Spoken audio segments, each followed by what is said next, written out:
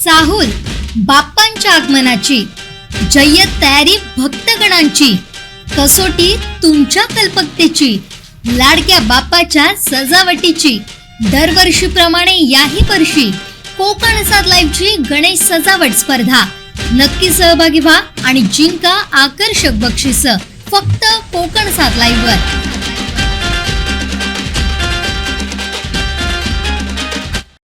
गणेशोत्सवाच्या पार्श्वभूमीवर जिल्हा प्रशासनानं चोख नियोजन केलंय। आरोग्य यंत्रणा, पोलीस प्रशासन अलर्ट झालंय। याचा आढावा घेतला कोकण सात लाईव्हच्या संपादिका देवयानी वरसकर यांनी। पाहूयात।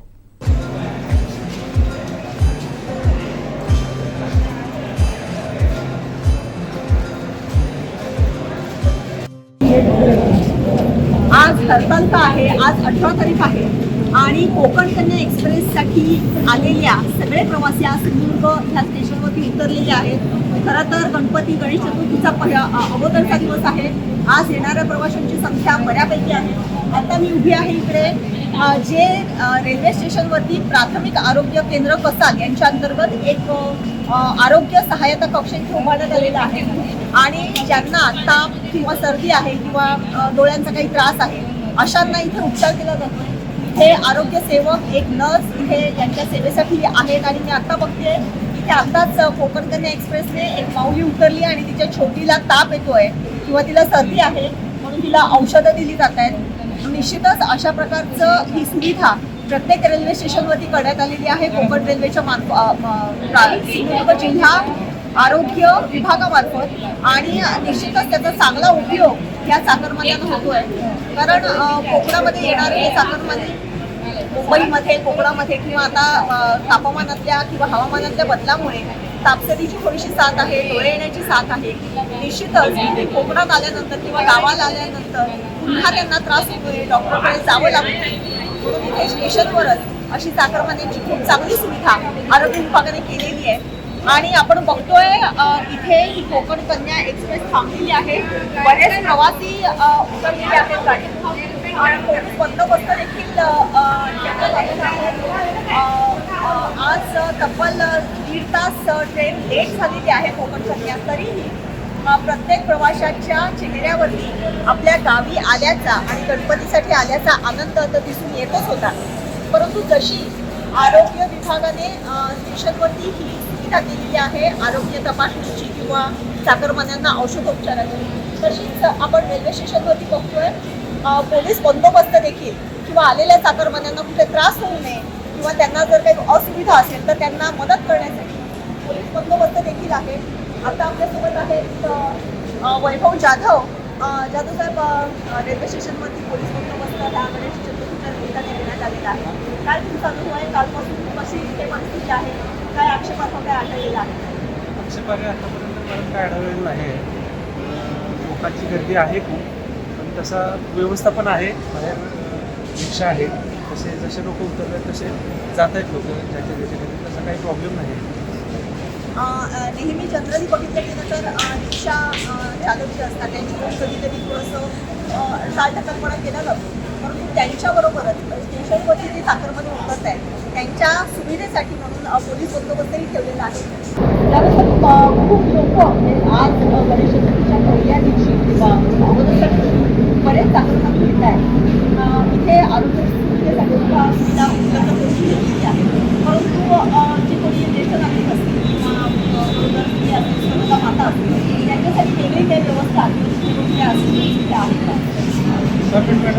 आमच्यामार्फत काही केलेलं नाही, पण जशी लोक येत आहेत असे कोण वयस्कर असतील किंवा वयोवृद्ध असतील तर बाहेर रिक्षा किंवा ह्याच्यामार्फत ते जातात, त्याच्या घरी जातात। तसेच जर काय अडचण आली तर त्यांना आम्ही मदत करतो, म्हणजे तिथंपर्यंत येऊन पोचवण्याची किंवा असं मदत करतो आम्ही। नक्कीच सिंधुदुर्ग पोलिसांमार्फत देखील इथे चांगली व्यवस्था करण्यात आलेली आहे। जशी आरोग्य सुविधा करण्यात आलेली आहे, आरोग्यासाठीचं एक काउंटर उभारण्यात आलेला आहे, तसाच पोलीस बंदोबस्तही ठेवण्यात आलेला आहे। ज्येष्ठ नागरिक म्हणा किंवा ज्यांना सहायता पाहिजे आहे त्यांना या पोलिसांमार्फत सहायता देखील केली जात आहे।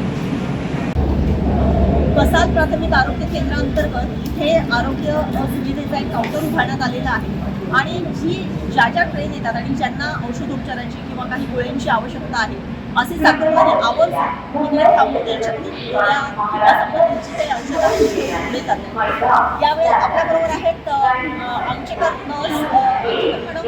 15 तारखेपासून हा काउंटर सुरू झालेला आहे. चाकरमाने येत आहेत, तुमच्याकडे येण्याचा कसा कल आहे आणि काय त्यांची सर्वसाधारण मागणी आहे? नमस्कार, मी आमच्या इथे हे आरोग्य पदक आम्ही कसांच्या अंतर्गत लावलं आहे. आता प्रत्येक ट्रेनमधनं येणारे प्रवासी हे सर्दी खोकला किंवा तापाचे असतात. आमच्याकडे तापाची मेडिसिन तसंच सर्दी खोकल्याचं लूज मोशन म्हणजे तिसाराचे पण पेशंट असतात. त्याप्रमाणे त्यांच्या मागणीप्रमाणे आम्ही त्यांना औषधोपचार करतो. एखादा ताप असेल तर आम्ही रक्त नमुना घेतो. डेंग्यूची मलेरियाची आमच्याकडे किट आहे, त्याच्याप्रमाणे आम्ही त्याची तपासणी करतो आणि ते रिपोर्ट आम्ही जिल्ह्यात पाठवतो आमच्या ऑफिसकडे आणि तिथून मध्ये पुढे आमच्या लॅबमध्ये जाऊन त्याची टेस्ट होते. मुंबईमध्ये सुद्धा थोडीशी साथ आहे त्याची किंवा त्याची रुग्ण मिळत आहेत. आपल्याकडे सुद्धा कणकवली पुण्यामध्ये मिळत आहेत. डेंग्यू आणि मलेरियाची किट सुद्धा इथे ठेवण्यात आलेली आहे, जेणेकरून रक्त तपासणी करून समजा त्यांचा जर ते जर पॉझिटिव्ह असतील मलेरियाच्या डेंग्यूमध्ये तर त्यांना संबंधितांना फोन करून असं सांगून कशा पद्धतीचा औषधोपचार करण्यात येणार आहे. निश्चितच गणेशोत्सवाच्या निमित्ताने ही जी काही सुविधा आपल्या जिल्हा प्रशासनाने इथे केलेली आहे ती सुरुवाती आहे.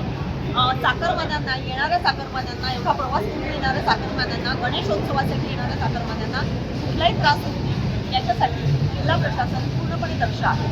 कोकण कन्याने उतरलेल्या एक भगिनी आपल्या बरोबर आहेत. ताई, कुठून आला तुम्ही? अच्छा, कोकण कन्याने आलात. आता कुठल्या गावाला जाणार आहात? बोरोसला जाणार आहात. चालेल. कसा काय प्रवास झाला कोकण कन्याचा? चांगला झाला. आता भरपूर गर्दी तर आहे. मुंबईमध्ये तर प्रचंड गर्दी आहे. कोकणात येणारे चाकरमानी सुद्धा भरपूर येत आहेत कोकण कन्याने किंवा वेगवेगळ्या गाड्या. एवढा प्रवास करून आला आहे, तिकीट 3 महिन्या अगोदरच बुक केलेलं असेल.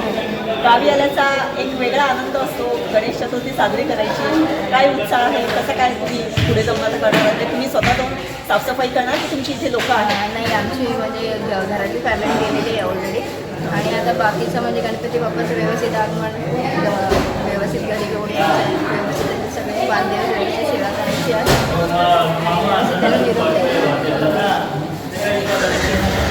गणेशोत्सवामध्ये हे आलेले आहेत ओरोसचे.